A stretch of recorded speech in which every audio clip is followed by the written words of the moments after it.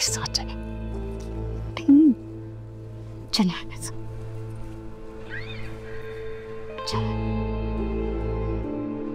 अम्मी क्या जरूरत है बाहर आपको ये सब बोलने की? असद के मिजाज से आप अच्छी तरह से वाकिफ है। क्या हो गया तुम्हें? माँ हूँ तुम्हारी, क्या इतना भी हक नहीं बनता? हक ही चाहिए अम्मी आपकी बेटी को, लेकिन उसके लिए ना कुछ फर्ज निभाने होंगे। अगर मैं ये मेहंदी उतरने का इंतजार करती रही ना तो सारी जिंदगी ये हाथ मेहंदी लगवाने के लिए रह जाएंगे, फिर कुछ नहीं आएगा इन हाथों में, ना दर्जा, ना हक, ना घर और ना ही असद। आप एक काम करें, यहाँ के मामलात मुझे मेरे तरीके से हैंडल करने दें। अगर मैं आपके जज्बात के मुताबिक ससुराल में रही ना तो अम्मी 4 दिन की कहानी होगी, फिर किस्सा खत्म। अपनी ये सब आसान नहीं है। अपनी जगह बनाने के लिए मुझे सबसे पहले इस घर के लोगों को अपनी आदत डालनी होगी। आप समझ रहे हैं कितना मुश्किल काम है? मुझे तो पता ही नहीं था कि मेरी बेटी इतनी अक्लमंद हो गई है। सारी जिंदगी मैंने ससुराल में गुजार दी, लेकिन ससुराल में रहने का फन तुमने सीख लिया। अरे ये तो कमाल हो गया। आपको पता नहीं है अम्मी, लेकिन मुझे पूरा यकीन है असद को आपकी बातों का बहुत बुरा लगा होगा। अरे भाई ठीक है, मना लेना उसको, मान जाएगा वो। और वैसे भी नई नई शादी है, इतनी देर तक नाराज नहीं रहेगा, मान जाएगा। प्लीज प्लीज आप आइंदा ख्याल रखना, ऐसी कोई बात मत करना। अच्छा भाई ठीक है, नहीं करूंगी आइंदा से कोई ऐसी वैसी बात। लेकिन तुम भी मेरी बात ना जरा गौर से सुन लो। ये असद की डोर को मजबूती से थामे रखना, और मजाल है जो तुमने इसको जरा भी ढील दी हो, क्योंकि जहां तुमने ढील दी और जहां ढीला छोड़ा, बस समझो ये वहीं उलझ जाएगी। जानती हूँ, मैं सब जानती हूँ। अब आप बाहर चलें। बाहर बैठे लोग ये सोच रहे होंगे कि अंदर माँ बेटी में पता नहीं कौन सी राज की बातें हो रही हैं। उठे चलें। ठीक है, मगर एक बात तो बताओ मुझे, ये आशिर की दोस्त का क्या मामला है? कुछ नहीं, बस वो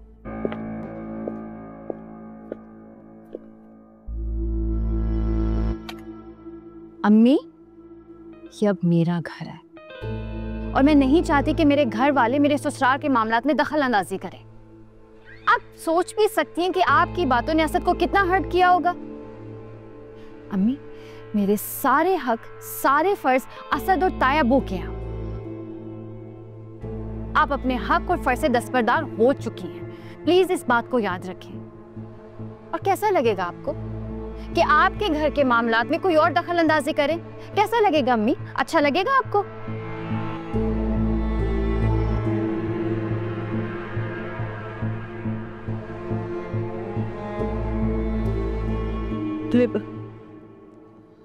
असद, असद बेटा, बेटा देखो, मेरी बातों से अगर तुम्हें तकलीफ पहुंची हो या तुम्हारी दिल आज़ारी हुई हो बेटा, मैं माफी मांगती तुमसे। देखो बेटा, मेरा मतलब हरगिज़ वो नहीं था। बस तुम मुझे माफ कर देना बेटा, माफ कर देना मुझे, तुम माफ कर देना मुझे। नहीं आंटी। असद, आपको कोई काम था तो आप मुझे बुला लेते। आयशा, तुम्हें क्या जरूरत थी चच्ची से बदतमीजी करने की? बदतमीजी? असद, मैंने उनसे बदतमीजी नहीं की है। मैं सिर्फ उनसे ये कह रही थी कि उनके जेठ का घर जरूर है, लेकिन अब मेरा ससुराल भी है। जो कुछ भी है आयशा, तुम्हें चच्ची से बात करनी ही नहीं चाहिए थी। अब बुरा लगा होगा उन्हें, पता नहीं क्या सोच रही होंगी। असद, अगर अभी मुझे किसी की भी फिक्र है तो वो आप है। आप इतने हक से मेरी हर जिम्मेदारी उठा रहे हैं, हर फर्ज निभा रहे हैं, तो क्या मैं इस बात का पास नहीं रख सकती? और असद, ये हमारा घर है और हम कैसे बर्दाश्त कर सकते हैं कि कोई भी, चाहे वो मेरे माँ बाप ही क्यों ना हो, हमारे घर के मामलात में दखल अंदाजी करें? आज अम्मी ने कहा, कल खाला सब बोलने लगेंगे।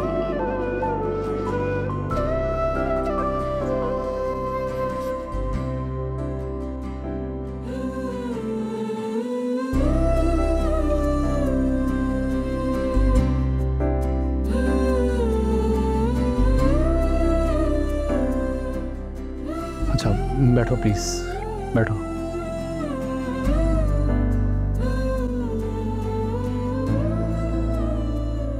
इत्मीनान हुआ बहुत तुम्हारी बातें सुनकर। अब इस घर की डोर एक मजबूत और समझदार हाथ में है। आपके इसी भरोसे के सहारे अपने मकसद में कामयाब होंगी। आयज़ा, तुम्हें मेरा भरोसा जीतने की जरूरत नहीं है। बीवी हो तुम मेरी, और मुझे पूरा भरोसा है तुम पे।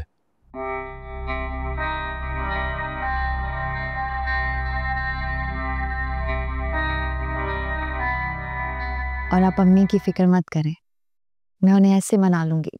हाँ प्लीज मना लेना। अच्छा चलो अब आ जाओ, जल्दी से, सब वेट कर रहे हैं नीचे। जी जल्दी आ जाना।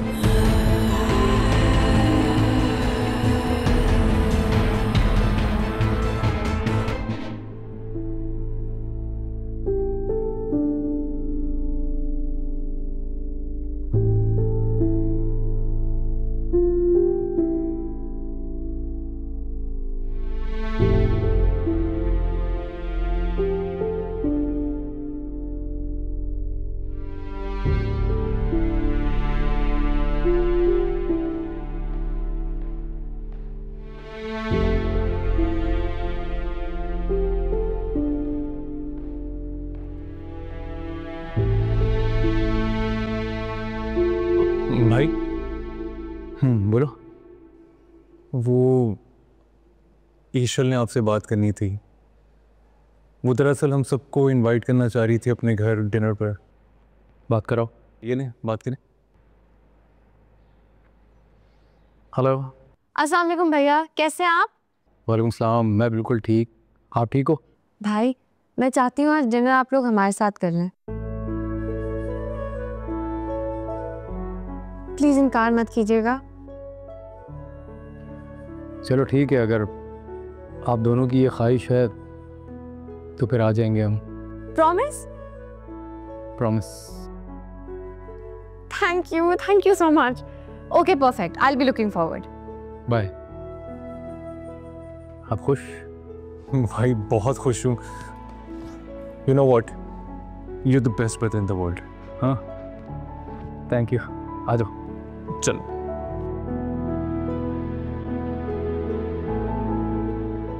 गम है या खुशी